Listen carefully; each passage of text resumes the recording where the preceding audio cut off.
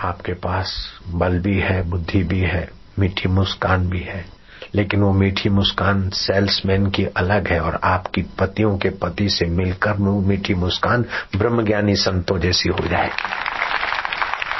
आपके पास धन रहेगा, लेकिन धनाढ्यों और नेताओं जैसा धन नहीं रहेगा। निर्धनों के आंसू पहुंचने वाला धन हो जाएगा, निसहायताओं की सहायता करने वाला धन हो जाएगा। चाहे रुपए पैसों का धन हो, चाहे बुद्धि का धन हो, चाहे बल का धन हो, चाहे बहुत शिष्यों का लोक संग्रह का धन हो, सब समाज रूपी देवता की पतियों के पति परमात्मा की प्रसन्नता के लिए लग जाएगा। आप अजय हो जाएंगे धरती पर। कृष्ण अजय थे, राम जी अजय थे, महावीर अजय थे। महावीर के आश्रम में उनका रिश्तेदार रहता था गोशालक। गोशालक धीरे धीरे महावीर का जैसे यश और प्रभाव था, इसी प्रकार अपना भी चाहता था। ऐसे मुफ्त में यश और प्रभाव कैसे आए? साधन वचन करना पड़ेगा, पतियों के पति में विश्रांति पानी पड़ेगी। गोशालक बिन कमाइए नानका मैनू साधा जैसा कर, बिना कमाई के ही महावीर जैसा यशस्वी होना चाहते थे। तो भीतर भीतर आश्रम में रहकर जैसे संचालक लोग अपनी एक ग्रुप बना लेते हैं कहीं पर, कई जगहों पर, ऐसे उस गोशालक ने अंदर ग्रुप बना दिया और ग्रुप बढ़ाते बढ़ाते 500 साधुओं का झुंड अपने पक्ष में कर लिया।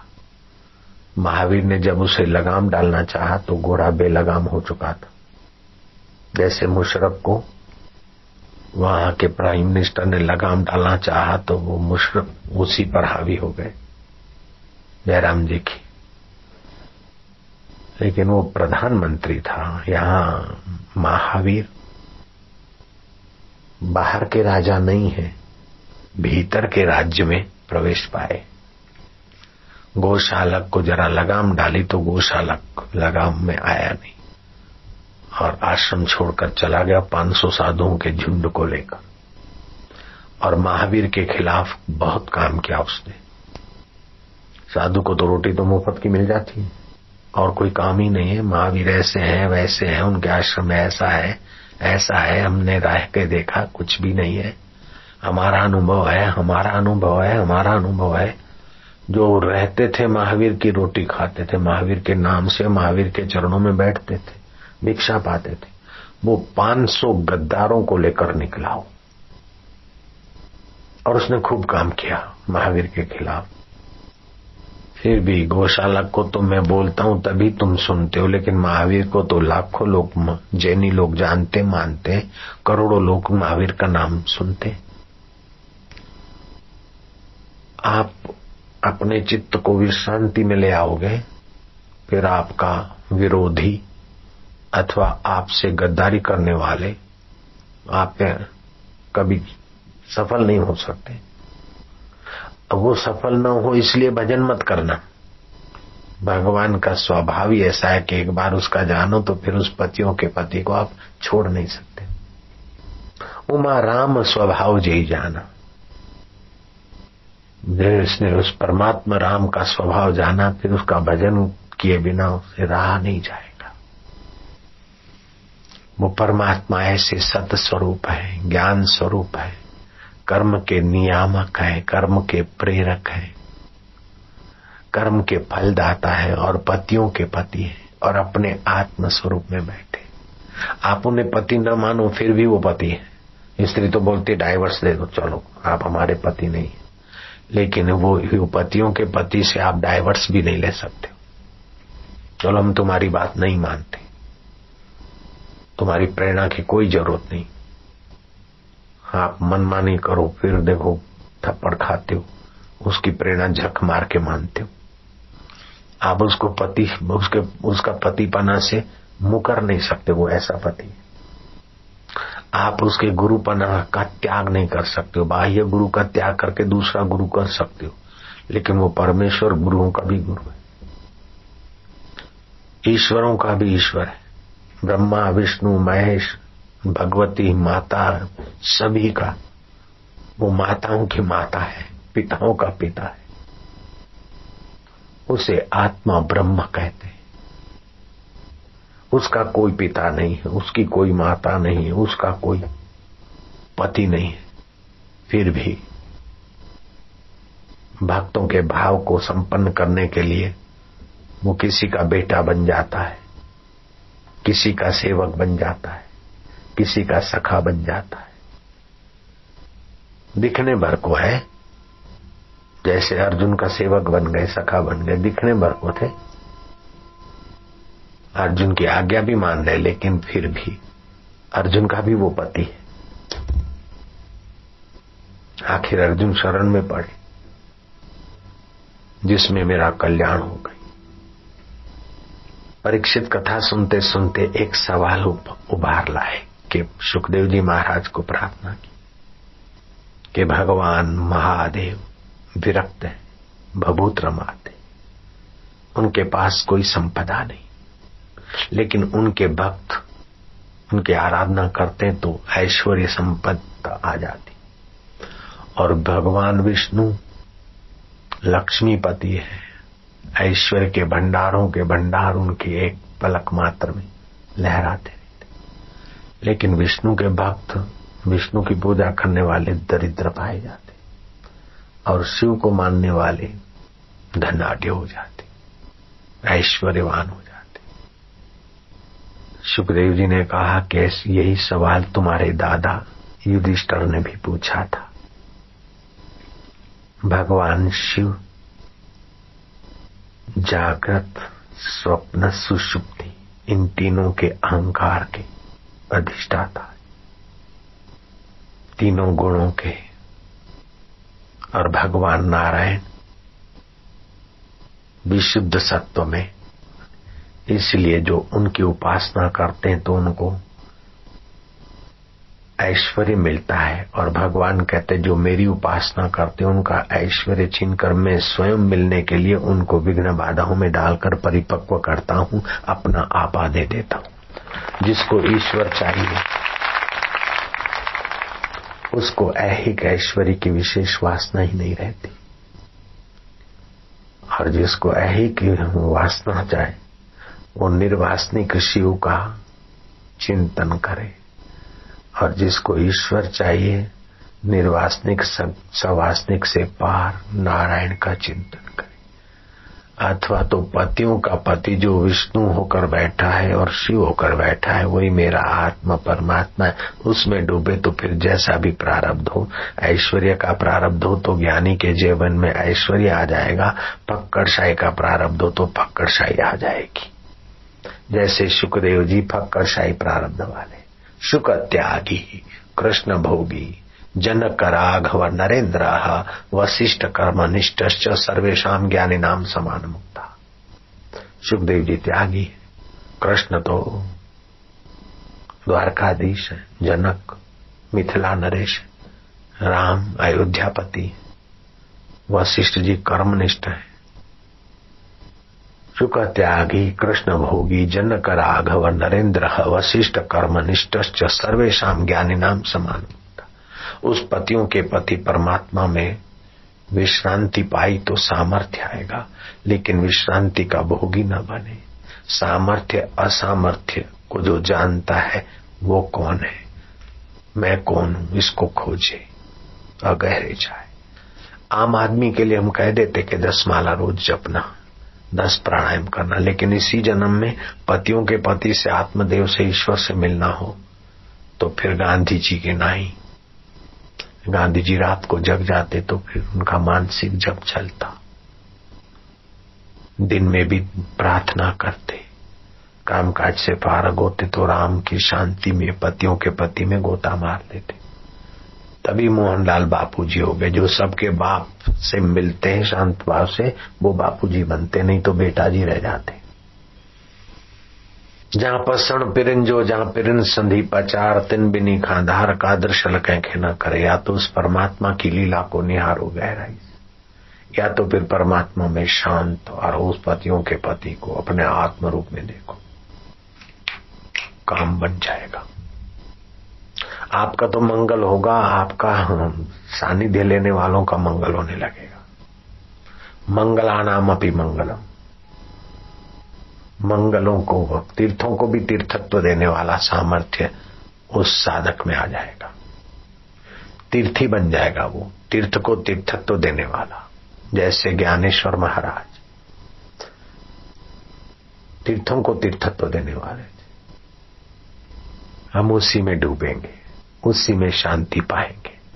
ओम ओम, वह पति आनंद स्वरूप है, वह पति ओम स्वरूप है, वह पति आत्म स्वरूप है। ओम शांति। ओम ओम शांति। ओम ओम आनंद।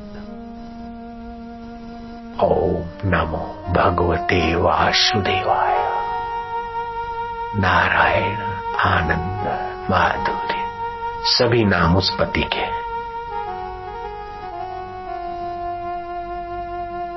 भजताम प्रीतिपूर्वकम, जो मुझे भजता है प्रीतिपूर्वक। ददामी बुद्धि योगम तम। ओम आनंद। ओम नमो भगवते वासुदेवाय। ये पति का नाम है। नारायण, ये पति का नाम है। विश्वपति का नाम है। ईश्वरों के ईश्वर का नाम है। देवों के देवों का नाम है। ओम आनंद। ओम प्रभु। आप प्रीति करते जाओ ना। माइयों के पति तो है, लेकिन भाइयों के भी जो पति है, देवताओं के भी जो पति है, पहलवानों के भी जो पति है, और पहलवानों के पतियों के पति जो है, अखाड़ापतियों के भी पति, सभापतियों के भी पति, हम उसमें शांत रहे। शाबाश है। मूर्ख हृदय न चेत, मूर्ख ढोल पशु और नाद, हरण के बिना नहीं सुधारते। वो पतियों का पति न जाने क्या क्या करके सुधारता है। ओम आनंद। ओम नमो भगवते वासुदेवाय। अष्टदल कमल, नारियों का झुंड, हृदय कमल मुरझाया हुआ पड़ा होता है निगुरों का। साधक जब गुरु मंत्र जपता है, प्राणायाम करता है, प्रीतिपूर्वक जप करता है, तो धीरे धीरे हृदय कमल खिल जाता है।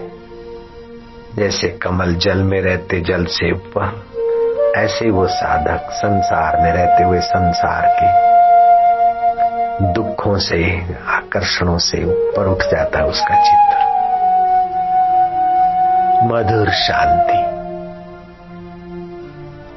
आनंद। ओम आनंद प्रभु गोविंदा वासुदेवा,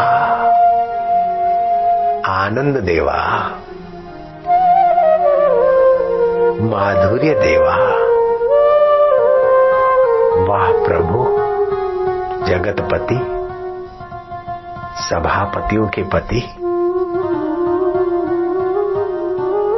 लोकपतियों के पति,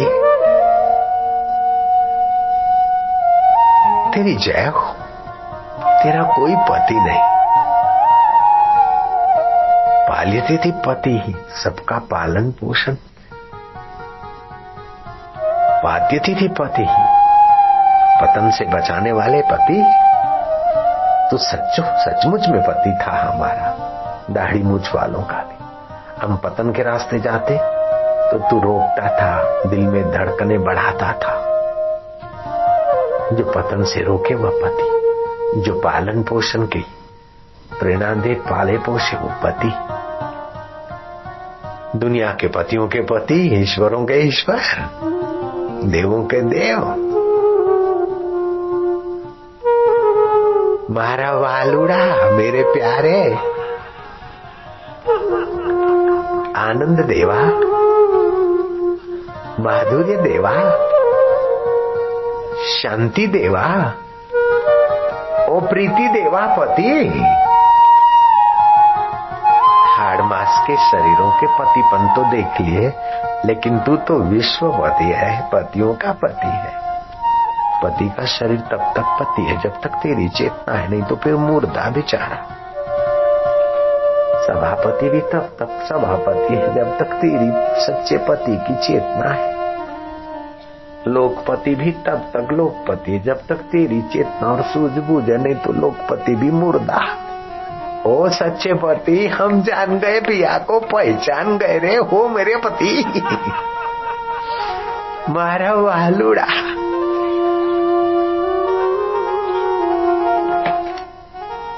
आनंद देवाय, माधुर्य देवाय। होए ग्वाल और गोपियां कहती है कि धरा का विषय विकारों का तो सुख हमने देख लिया, स्वर्ग का अमृत नहीं चाहिए, धरा का अमृत नहीं चाहिए, हमें अपना अधरा अमृत का पान करो। धरती थी धरा, जो धरा का न हो वो अधरा अमृत का पान कराओ।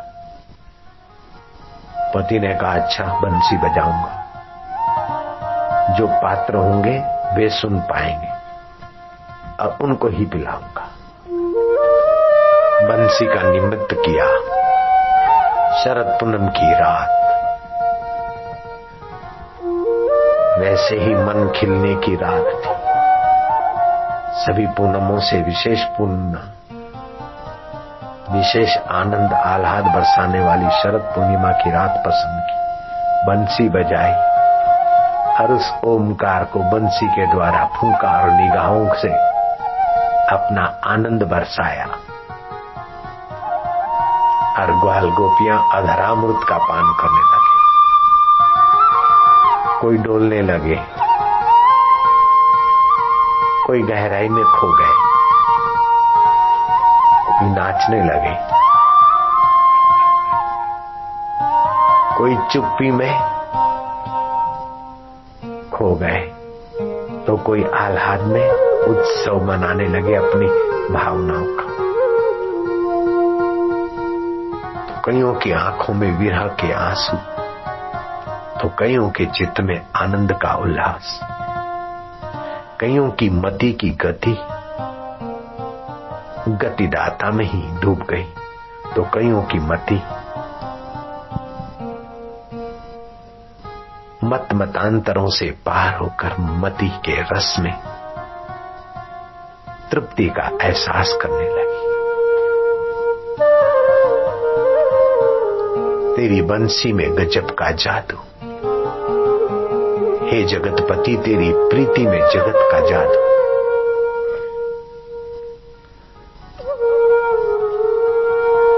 गाय चारा चरना भूल गई और कान खड़े, बछड़े दूध पीना भूल गए और निहार रहे।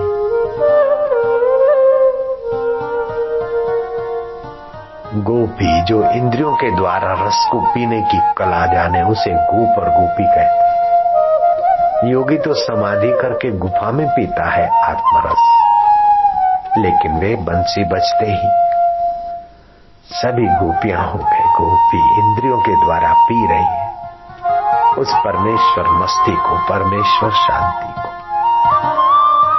गोपियों में सरलता थी, पुजवाने का अहम नहीं था।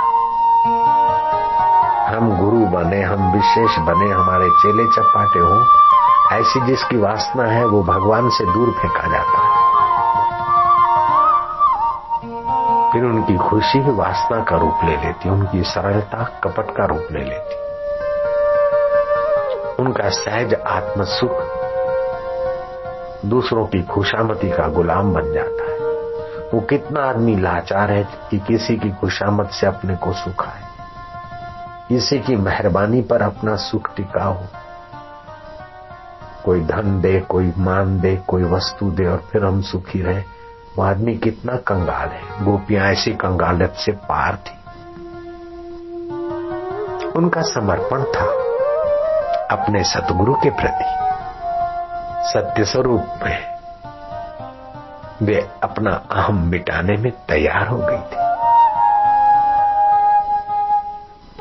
तू तेरा उरांगन दे दे, मैं अमृत की वर्षा कर दूं। तू तेरा आम दे दे, मैं मेरा पति स्वभाव का रस भर दूं।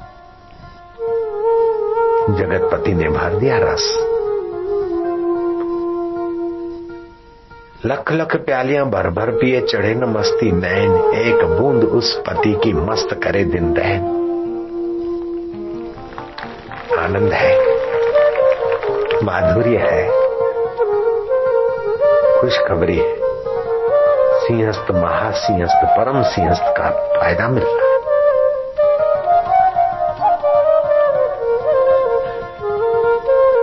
प्राचीन काल में इसीलिए लोग आते थे कि ऐसे महापुरुष मिल जाए जो जगतपति के साथ खेलते हो और हमें भी जगतपति के रस से रसाबोर कर दे। पुण्य लाभ करके फिर सत्संग लाभ, ध्यान लाभ, अमृत लाभ करते थे। वो देवदानव वाला कुंड वो तो मंथन से और झगड़े से बटा था, लेकिन यहाँ तो ध्यान और भजन और प्रीति से हर दिल में छलकाया जाता है। ये वह कुंभ है।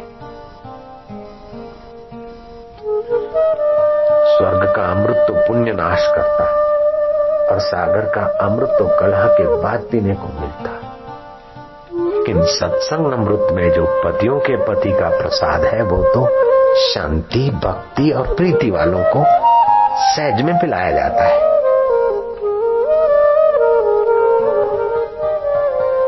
निगुरा होता है ये का अंधा, खूब करे संसार का धंधा, पड़े नरक की खान, सुन लो चतुर सुजान, निगुरा नहीं रहना।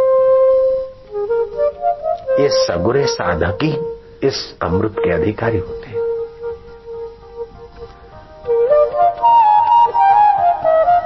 ओम ओम आनंद, ओम ओम माधुर्य। तुम ये बोल दो कि हे भोजन, हे व्यंजन, तुम्हारे बिना हमारा शरीर दुर्बल हो सकता है, लेकिन हमारे बिना तुम सड़ जाओगे, बदबू से भर जाओगे। हमें तुम्हारी इतनी गुलामी नहीं, आवश्यकता जितनी तुम्हें हमारी जरूरत है। तुम व्यंजनों के या भोजन के दास नहीं हो, भोजन भी तुम्हारा दास होना चाहिए। तुम जगत की वस्तुओं के दास मत बनो, जगत की वस्तु भी तुम्हारी दास, तभी उनकी कीमत है। अगर तुम उनको स्वीकार नहीं करते हो तो उस भूमि की कीमत क्या? जब तुम उसको महत्व देते हो तो 10 रुपए गज की भूमि 100 रुपए, 1000 रुपए, 2000 और 5000 और 10,000 के गज की हो जाती। अगर खरीदार नहीं तो उस भूमि की कीमत क्या? अभी तुम नहीं हो तो फिर सिंहस्थ की खेतों की जमीन की कीमत क्या थी? वही 50,000 रुपए बीघा, लाख रुपए बीघा, 80,000 का बीघा, इतने का बीघा। अभी आए तो अनमोल हो गया। तो क्योंकि तुम्हारे पति का चैतन्य का स्वभाव ही ऐसा है कि जिसको स्वीकार करता है वो बांस भी कन्हैया ने स्वीकार किया तो बंसी अनमोल हो गई।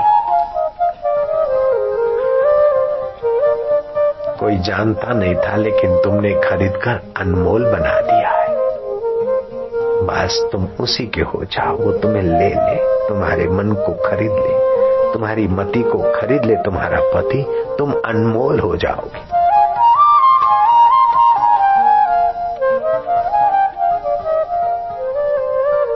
ओम आनंदम, ओम आनंदम, ओम माधुर्यम, ओम ओम ओम। ओम आनंदम, ओम आनंदम, ओम माधुर्यम, ओम ओम ओम।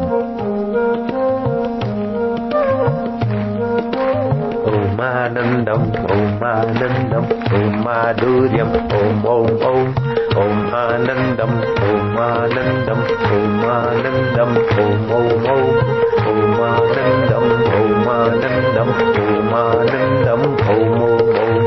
ओम माधुर्यम, ओम माधुर्यम, ओम माधुर्यम, ओम ओम ओम।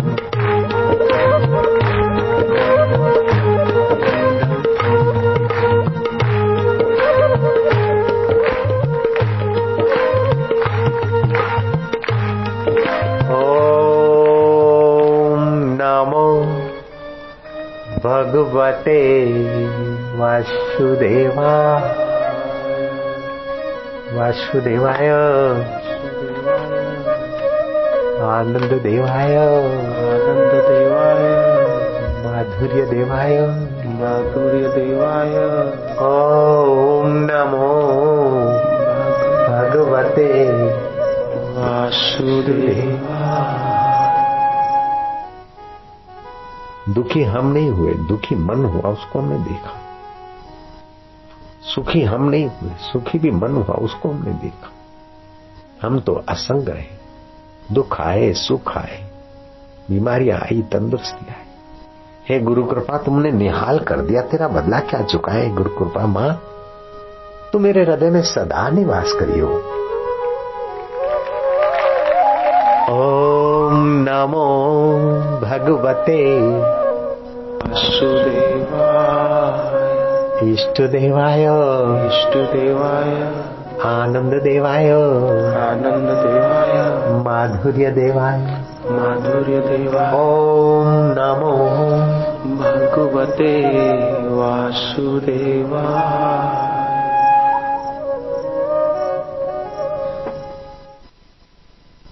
अपने हिंदू धर्म को किसी ईश्वर के पुत्र ने नहीं बनाया, किसी पैगंबर ने नहीं बनाया, किसी ऋषि मुनि ने नहीं बनाया। हिंदू धर्म भगवान राम और कृष्ण ने भी हिंदू धर्म की शुरुआत नहीं की, अपितु हिंदू धर्म वैदिक धर्म में राम और कृष्ण प्रकट हुए। उस पर जो कुछ कभी समय के प्रभाव से परतें चढ़ गई उनको दूर किया। बाकी उनके पहले, राम जी के पहले हिंदू धर्म की व्यवस्था थी। तभी तो यज्ञ किए और यज्ञ पुरुष प्रकट होकर खीर का लाए चरु, और कौशल्या सुमित्रा और कैकेयी के द्वारे भगवान की सत्ता प्रकट हुई। ऋषियों ने हिंदू धर्म की स्थापना नहीं की और कृष्ण ने भी नहीं की, राम ने भी नहीं की, अपितु उनके ऊपर जो कुछ समय के फेर से गड़बड़ी लोगों ने कर दी उसको ठीक ठाक किया। बाकी सनातन धर्म तो श्री राम के भी पहले था। वशिष्ठ जी और दशरथ राजा के पहले रघु राजा भी राम राम जपते थे। तो ये मंत्र ऋषियों ने नहीं बनाए। ऋषि तो मंत्र द्रष्टारा न करतारा, वे मंत्र के दृष्टा है, करता नहीं। जैसे गायत्री मंत्र का महिमा का दर्शन विश्वामित्र को हुआ, तो विश्वामित्र इसके ऋषि माने जाते हैं। गायत्री मंत्र के ऋषि विश्वामित्र है, करता नहीं है, दृष्टा है। उसके देवता सूर्य नारायण, उसकी छंद गायत्री। ऐसे ओमकार मंत्र का प्रभाव का अनुभव करने वाले भगवान नारायण स्वयं है। ओमकार मंत्र, गायत्री छंद, परमात्मा ऋषि और उसके देवता बोले अंतर्यामी देवता खुद है। जैसे ओम नमः शिवाय, ओम नमो भगवते वासुदेवाय, ओम हरे नमः आदि। और गहरे गहरे में गए तो मंत्र बीज रूप में उन्हें सुनाई पड़े, सूक्ष्म रूप में। उन्हें बीज मंत्र कहते हैं। जैसे एक बीज में अनेक अनेक पेड़ पौधे छुपे। दुनिया के सब विज्ञानी मिलकर ये नहीं बता सकते कि एक बीज से आप कितने बीज और पेड़ पैदा कर सकते। बता सकते क्या? एक बीज में अनेक बीज और अनेक वृक्ष की परंपराएं छुपी है। ऐसे उन उच्चारण में, बीज मंत्रों में भी वो ऐसी ताकत है। जैसे ह्रीम शब्द ऋषियों को पता चला, जैसे ओमकार का पता चला, तो ह्रीम बीज शब्द उच्चारण करने से हृदय की धड़कनें संतुलित होती है, पाचन तंत्र पर उसकी अच्छी असर पड़ती है। डायबिटीज का रोगी हो और 5 मालाएं जपे तो उसका डायबिटीज में आराम मिलेगा।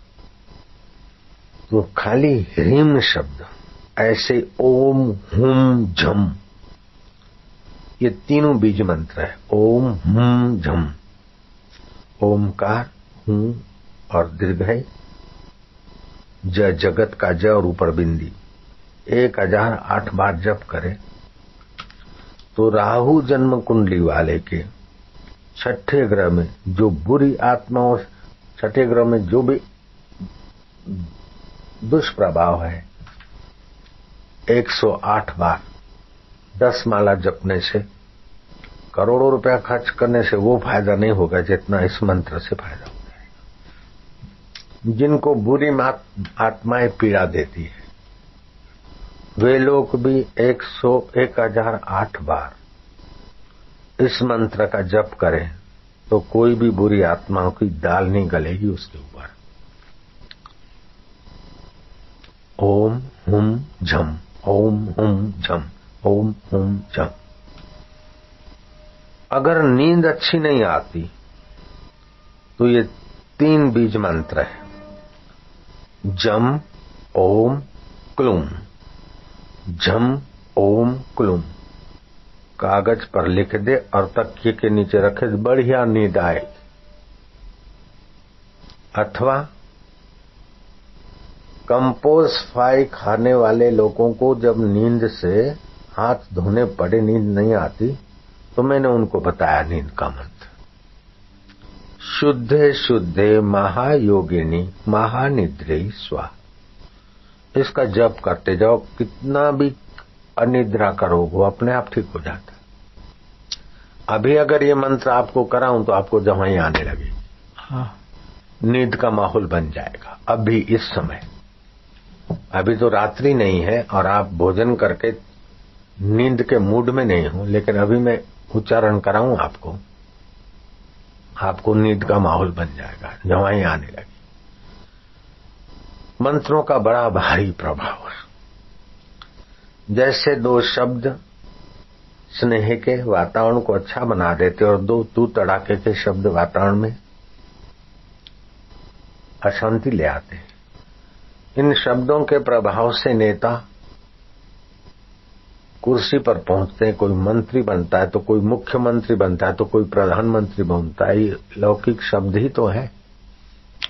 लौकिक शब्दों का लौकिक जगत तक प्रभाव पड़ता है, लेकिन ये मंत्र का प्रभाव आपके स्थूल जगत को भी चीरकर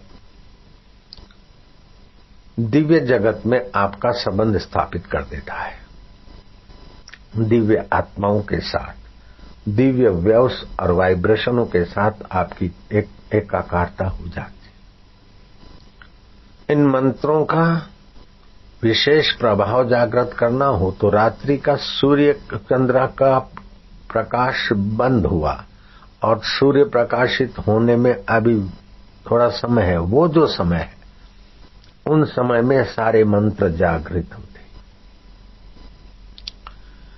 उस समय अगर आप दातुन आदि करके कुलावला ठीक करके बैठ गए, दिया जला दिया, अगरबत्ती जला दी और वो मंत्र करे, जो आपको उपलब्धि है, जो आप चाहते हैं, आरोग्य चाहते हैं, आयुष्य चाहते हैं, सफलता चाहते हैं, ईश्वर प्राप्ति चाहते हैं, वो सुबह का समय मंत्र जागृति के लिए ब्रह्म मुहूर्त अत्यंत अत्यंत प्रभावशाली। दिन में 6 घंटा साधना करो और उधर 1 घंटा भी लग गया तो बहुत काम करेगा। लेकिन निद्रा के लिए वो प्रभात का मंत्र की जरूरत नहीं है। निद्रा के लिए तो ओम शुद्धे शुद्धे महायोगिनी महानिद्रे स्वाहा, बस रात्रि को जपा, जवाई आए और नींद आई। ऐसे प्रयोग मैंने कई बार, इतने इससे भी ज्यादा लोग होते हैं अपने सत्संगों में, लाखों लाखों लोगों को बीच में किए और लोग चकित रह गए। नास्तिक को भी थप्पड़ मार देती है भारत की मंत्र विद्या। जो भगवान को नहीं मानते, साधु संत या मंत्र को नहीं मानते, वे लोग भी ये जब करे तो उनको भी उसी का चमत्कार देते। लेकिन मंत्रों को फुटपाथ ही नहीं बनाना चाहिए, आम आदमी के आगे उसका प्रयोग करना ज्यादा हम अच्छा नहीं मानते। ऐसे ही लम बीज मंत्र है, ये इंद्रदेव का बीज मंत्र है। कितना भी आलसी आदमी हो ये जप करे, विघ्न बाधा हो जीवन में और विफलता आती हो, ओम ओम, मैं इंद्र देवता इंद्रियों के स्वामी हैं, उनका ये बीज मंत्र जप करता हूं फलाने विघ्न बाधाओं को मिटाने के लिए। बस माला लेके लम लम लम लम लम लम लम लम, देर क्या लगती है, 1 मिनट और क्या 2 मिनट, आलस्य और विघ्न बाधा छू हो जाएगा। अगर आपका आम का बगीचा है या फलों का कोई बगीचा और फल गिर जाते हैं तो बांस की पट्टी लेकर इस मंत्र से अभिमंत्रित करके उसके थड़ में गाड़ दें। फल अति जो गिरते हैं उनमें रुकावट आ जाए। आपकी गाय भैंस दूध आदि में कमजोर हो गई है तो उसका भी मंत्र है, वो 21 बार जप करके पानी में देखो और गायों के थनों को भैंसों के थनों को लगाओ तो दूध ज्यादा है। लेकिन इससे हमारी भारतीय संस्कृति रुक नहीं जाती इतने में, वो तो ये बताती है कि तुम इन चीजों को पाकर बढ़ाकर रखकर अंत में क्या चाहते हो, कि सुख चाहते हो, आनंद चाहते हो। आप ऐसी साधना सीख लीजिए कि ये कितनी भी वस्तुएं चीजें इकट्ठी हो जाए या कम हो जाए फिर भी आपको इनका प्रभाव न पड़े और आपके हृदय में सर्वोपरि जो सुख है, जो भगवान शिव ले रहे हैं, भगवान विष्णु योग निद्रा में ले रहे हैं, योगी पुरुष लेते हैं, ब्रह्मज्ञानी लेते हैं, उस सुख स्वरूप का प्रसाद आप सीधा पा सकते हैं। गीता में भगवान ने कहा, प्रसादे सर्व दुखा नाम हानि रस्योपजाय ते प्रसन्न चेतसो यासु बुद्धि परिवितिष्ठते। उस आत्मा परमात्मा के प्रसाद से सारे दुखों का अंत हो जाता है और बुद्धि उस परब्रह्म परमात्मा में प्रतिष्ठित हो जाती। तस्य प्रज्ञा प्रतिष्ठिता, उसकी प्रज्ञा मन मति परमात्मा शांति में, परमात्मा ज्ञान में प्रतिष्ठित हो जाती। फिर उसकी प्रज्ञा को मन घसीट के इंद्रियों के हवाले और संसार के दुखों में नहीं ले जाता। उसकी प्रज्ञा निर्लेप रहती है और मन प्रज्ञा के अनुरूप चलता और इंद्रियां संयत रहती है। वो जीते जी दुखों से परेशानियों से मुक्त रहता है। विघ्न बाधा और व्यवहार में होते हुए भी अपने चित्त में पीड़ा का वो अनुभव नहीं करता। ऐसे पुरुष के लिए अष्टावक्र संहिता में लिखा है कि तस्य तुलना के न जाए थे। उस धीर शिव स्वरूप ब्रह्म ज्ञानी महापुरुष की तुलना तुम किससे करोगे? उस महापुरुष के हृदय का जो प्रसाद है, उस प्रसाद से अपने चित्त को एकाकार करना अथवा जो उद्देश्य है उस उद्देश्य के लिए उनसे एकाकार होना, तो उस उद्देश्य की पूर्ति हो जाए। जैसे एकलव्य धनुर्विद्या का उद्देश्य लेकर गुरु मूर्ति का ध्यान करता है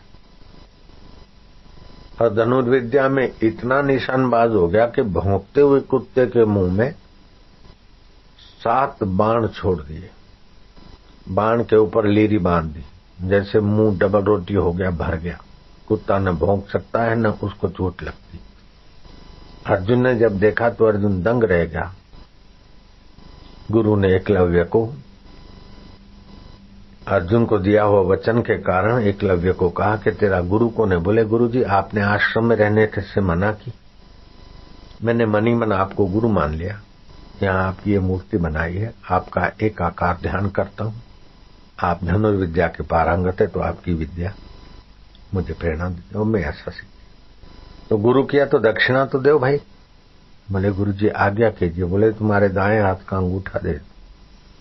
एकलव्य गया कुटीर में, भील था, धड़ाक से अंगूठा काट के पत्ते पर, बड़ के पत्ते पर लाके धर दिया। आंखों में आंसू है, हृदय में भाव। क्या अंगूठा काटने की पीड़ा हो रही नहीं वत्स तुझे? बोले, गुरुजी नहीं, अंगूठा की पीड़ा इतनी नहीं है। पीड़ा ये हो रही है कि गुरुजी के काम में पूरा नहीं आया, खाली थोड़ा सा अंगूठा काम आया। भगवान राम और कृष्ण आते तो भी गुरु के काम आने के लिए सेवा करते।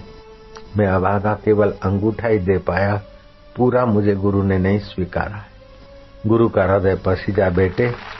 धनुर्विद्या में तो अर्जुन को मैंने वचन दिया था कि तू अद्वितीय होगा, लेकिन तू ध्यान मूलम गुरु मूर्ति में इतना आगे बढ़ा कि अर्जुन तेरे आगे नन्हे हो गए। तो मैं अपने वचन की रक्षा के लिए तेरे से ये कठोर दीक्षा मांगी। बेटा, भले धनुर्विद्या में अर्जुन आगे है, लेकिन गुरु और शिष्य की परंपरा में संत महात्मा जहाँ भगवान की चर्चा करेंगे वहां तेरी व्याख्या करेंगे। पुत्र, तू इतना अमर हो गया। तो उस गुरु के वचन को अभी भी देखो कितना बल मिला। तो ये गुरुओं का वचन सामर्थ्य कहाँ से आता है? जो गुरुओं का गुरु परमात्मा देव है, उस परमात्मा में जो टिकते हैं, जो इस मंत्र के अर्थ में विश्रांति पाते हैं, उनका बोला हुआ वचन प्रकृति में पत्थर पे लकीर हो जाता है। शरीर में ऐसे ऐसे केंद्र है जहां जिन केंद्र पर आप थोड़ा सा स्थित होकर संकल्प करो तो वो संकल्प अकाट्य हो जाए। शरीर में ऐसे केंद्र हैं, अभी विज्ञानियों को मिल रहा है। विज्ञान अब योग विद्या के तरफ खोज कर रहा है। उन्होंने कहा कि ये स्टमक का माइंड है, पेट का मस्तक है, सूर्य केंद्र। हमारे ऋषियों ने तो लाखों वर्ष पहले कहा मूलाधार स्वाधिष्ठान केंद्र जो है, मणिपुर केंद्र है, ऊर्जा का केंद्र है। कितना भी पेट की खराबी हो, शरीर की गड़बड़े हो, ये वो हो, 5-7 तुलसी के पत्ते चबा के खा लो, घूंट भर पानी पी लो, थोड़ा लेटे फिर घूमे फिर लेट जाओ। दोनों नथुनों से श्वास लो, होठों को सीटी बजाने की अवस्था में रखे, जैसे ऐसे करते, ऐसे उठ कर दी। दोनों नथुनों से श्वास लिया, लेटे शरीर को शिथिल कर दिया और लेटे लेटे श्वास लिया। इतना लिया कि फेफड़े नाभि केंद्र तक भर गए। दोनों हाथों की उंगलियां आमने सामने नाभि की और कोहनियां धरती पे पड़ी। आपने श्वास भरा और आप भावना करें कि मेरा सूर्य केंद्र जागृत हो, पेट का जो मस्तक जैसा है, मुखिया है, वो हमारा सबल हो। 10 सेकंड ऐसा किया विचार। रोगों को, दोषों को, सारी तमाम बीमारियां पेट से ही तो सारे शरीर में पसार होती है। तो जो दोष है पेट में, बीमारियों के कण है, ओरा है, उसको उखाड़कर हम वायु के द्वारा बाहर फेंक रहे हैं। फिर मुंह के द्वारा आप निकाले। सूक्ष्म नजर रखेंगे तो कुछ दिनों के बाद उस रोग के कणों के रंग भी आपको दिखेंगे। आजकल तो कैमरा डेवलप हुए हैं, फोटो में भी वो आपके रोग के रंग दिखाई देते। उस कैमरा में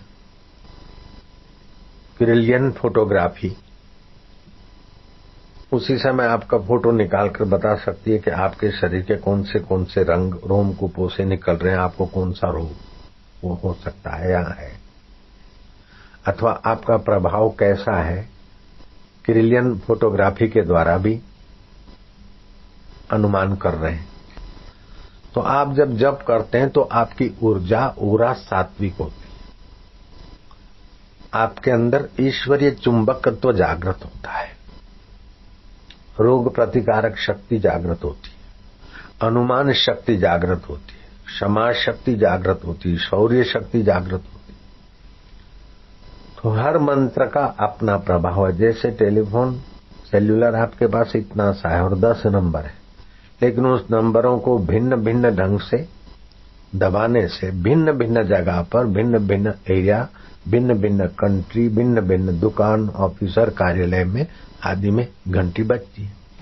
जब छोटा सा सेल्यूलर के नंबर घुमाने की रीत अगर आप जानते हो तो दुनिया के किसी भी कोने में बैठे हुए मित्र से बात कर सकते। ठीक मंत्रों का भी ऐसा है कि आप उसकी विधि जानो तो ब्रह्मांड में अपने इष्ट के साथ आप संबंध स्थापित कर सकते हो। उसमें संदेह करना काफर का काम है, मूर्ख का काम।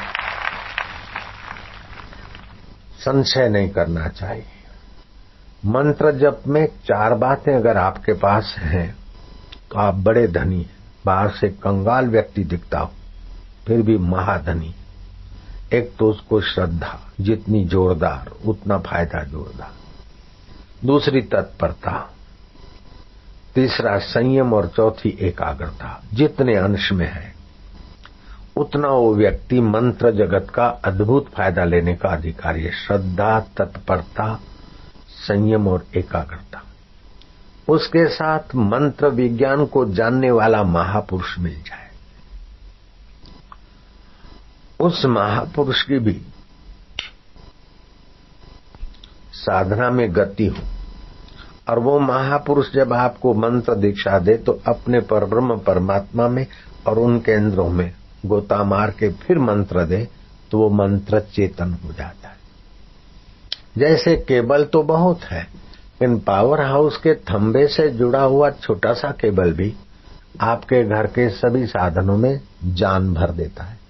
फ्रिज पानी ठंडा करता है, गीजर गर्म करेगा, पंखा हवा फेंकेगा तो लाइट प्रकाश देगी, एम्पलीफायर आवाज पहुंचाएगा।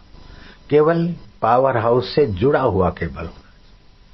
ऐसे ही पावर हाउसों का पावर हाउस जो परमात्मा है, उस परमात्मा विषय जिसने साधना की और अपने जो 7 केंद्र हैं वो जागृत किए हैं या कुछ यात्रा की है, ऐसे पुरुष के द्वारा आपको गुरु दीक्षा मिल जाए और आपके अंदर ये 4 चीजें हैं। श्रद्धा, श्रद्धा के बिना तो पंडाल में पहुंचना ही असंभव है, जयराम जी की।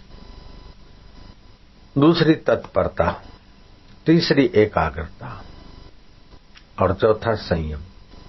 तो आप 40 दिन में आपको इतना आप ऊंचाइयों को छुएंगे कि आपको लगेगा कि धत तेरे की 40 साल की जिंदगी में वो नहीं मिला जो 40 दिन में मिल जाए, ऐसा आपके अंदर भरा।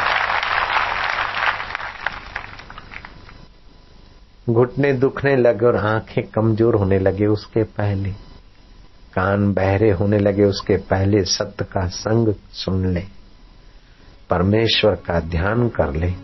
टोपन दास की बहू जैसी दीक्षा शिक्षा पाकर हजारों लाखों जन्मों के पहले भी तुम थे और इस शरीर के बाद भी तुम रहोगे, इस ज्ञान को आत्मसात कर ले तो कितना अच्छा होगा।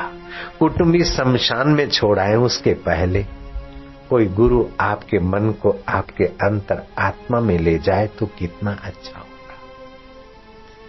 सब कुछ छोड़कर मरना पड़े उसके पहले सब कुछ जिसका है उसके साथ आपका नाता जोड़ दे, ऐसी घड़ियां ला दे भगवान और गुरु तो कितना अच्छा होगा। सुबह का बचपन हंसते देखा, दोपहर की मस्त जवानी, शाम का बुढ़ापा ढलते देखा, रात को खत्म कहानी, कहानी खत्म हो जाए उसके पहले मनुष्य जीवन का फल फलित हो जाए तो कितना अच्छा। मनुष्य जीवन का फल रुपया झगड़ा करके मर जाना उसकी चिंता में ये नहीं है। 2-5 बेटे बेटी और जवाई करके मर जाना ये मनुष्य जीवन का फल नहीं है। थोड़ा मरने वाले शरीर की प्रसिद्धि और फोटो छपवा के मर गए तो ये कोई मनुष्य जीवन की बहादुरी नहीं है। जो तुम नहीं थे उसी शरीर का फोटो है और जो शरीर नहीं रहेगा उसी का फोटो कब तक रहेगा भाई साहब। व्यवहार में कोई करता है, छापता है, छपाता है तो ठीक है, लेकिन ये फोटो वाला मैं नहीं हूं। आईने में आप दिखते न तो आईने में दिखते तो आप सामने खड़े उसके पहले आप आईने में नहीं होते और आप हट जाते तभी भी आईने में नहीं है और अभी भी आप आईने में नहीं है। बोलो क्या ख्याल है? अगर आप तो थोड़ी बहुत तो बुद्धि रखते हैं सब लोग। आप जो आईने में दिखते थे आप नहीं आए उसके पहले आईने में थे क्या? आप नहीं थे। अभी आप खड़े तभी भी सचमुच आईने में हैं क्या? नहीं। आप हट जाएंगे तो आईने में रहोगे क्या? नहीं। बस ऐसे ही ये चित्त रूपी शरीर रूपी आईने में आप देख रहे। आप पहले भी नहीं थे, बाद में भी नहीं रहेंगे। अभी भी इस आईने से न्यारे हो, ये तो बदलता रहता है। बचपन बदल गया भाई साहब, किशोर अवस्था बदल गई, शादी के दिन बदल गए, मंगनी का उत्साह बदल गया। और शादी करने जा रहे थे, पता है ना, शादी के दिन माना बस सुख का सूर्य लहरा रहा है, घोड़े पर जा रहे, बग्गी में जा रहे, दूसरे पैदल, रुमाल यूं धर, मानो वाह वाह कोई किला जीतने जा रहे। वर घोड़ो, बहुत सुंदर बात है गुजराती में, वर घोड़ो, वर घोड़ा, वर घोड़ा। मांडवे गया और घोड़ा गाड़ी खींच कर ले आया और सारी जिंदगी घसीटते घसीटते थक गया। वर घोड़ा, वर मिट गया और घोड़ा बनकर गाड़ी ले आया बेचारा। जवान समझते जिंदगी खूब मजा लेने के, लेकिन अनुभवियों को पूछो क्या हाल है। अरे बाबा अकेले थे तो मौज थे, ये आई तब से मुसीबतों में, लेकिन लेने को तो तू ही गया लाला, मंगनी तो तू ही स्वीकार कर रही थी लाली, आखिर क्या हुआ। कह रहा है आसमां ये समा भी कुछ नहीं, रो रही है शबनमें ये निजारे कुछ नहीं। जिनके महलों में हजारों रंग के जलते थे फानुस, झाड़ उनकी कब्र पे है और निशान कुछ भी नहीं। जिनकी नौबतों से गूंजते थे सदा को आसमान, राजाधिराज महाराज अन्नदाता गौ ब्राह्मण पतिपाल फलाना आ रहे है सावधान तीसमार कहाँ। वो कहाँ गए, उनके महल कहाँ गए और उनकी हड्डियां कहाँ गई और उनका छत्र और चमर कहाँ गया। ओहो, वो तो छत्र चमर और उनका शरीर गायब, लेकिन दूसरे बोले छत्र चमर ये हमारा है और ये हम है, देख लो हमारा शाही ठाठ। भैया अरे हमको जानते हो हम कौन है, हम फलाने राजा, हम फलाने। भैया हम अच्छी तरह से जानते। बाबा तुम जंगल में और मैं पहली बार आया हूं, आप मुझे कैसे अच्छी तरह जानते। बेटा पानी की बूंद से दी बिगनिंग हुई थी, पानी के बूंद पिता के पानी के पेशाब की जगह से, पानी की चिकनी बूंद से तेरी शुरुआत हुई है और मुट्ठी भर राख में तेरा अंत होगा। और बीच का तेरा दादा नहीं संभाला, बाप नहीं संभाला, तो तू कब तक संभालेगा। I know very well what you think in your mind. क्या समझता तुम्हारे मन में, हम जानता है तेरे को। बोले बाबा मैं राजा हूँ, यहाँ का महीपति हूँ। महीपति है, लेकिन एक पानी की बूंद से शुरू हुआ है, राख की मुट्ठी में पूरा हो जाएगा। उसके पहले अहंकार छोड़कर प्रभु के प्यारों से कुछ सीख ले, कुछ पा ले, सच्चे पातशाहों के पास आ जा। तू कच्चा पातशाह है बेटे, अपने को मौत आकर सब छुड़ा दे। उसके पहले सब जिसका है और सब जिससे माना जाता है, उस पिया को खोज ले भैया। तेरा तो मंगल होगा, तेरी मीठी निगाह और तेरे मीठे वचन सुनने वाले का हृदय कमल खिल जाएगा। पुण्य आत्मा हो जाएंगे, पवित्र आत्मा हो जाएंगे। तू अपना मन उस दिलबर के साथ बांधना सीख ले बस। फिर चाहे तू मकान कर, मिनिस्टर बन, राजा बन, कोई फर्क नहीं पड़ता। एक बार अपना दिल दिलबर से बांधना सीख ले बस। मेरे सारे सत्संगों का, प्रयासों का ये उद्देश्य होता है कि आपका शरीर तंदुरुस्त कैसे रहे आप जान लो, आपका मन प्रसन्न कैसे रहे और दिल भर से कैसे बंधे ये मान लो, जान लो। और आपकी बुद्धि में बुद्धिदाता का प्रकाश चम चम चमके। बस मौत के बाद कोई आत्मा अथवा कोई परिस्थिति या प्रकृति आपको जिस किसी के शरीर में दबोच न दे, आप अपने नाथ के साथ संबंध जोड़कर फिर जाइए। अनाथ होकर मत मरिए।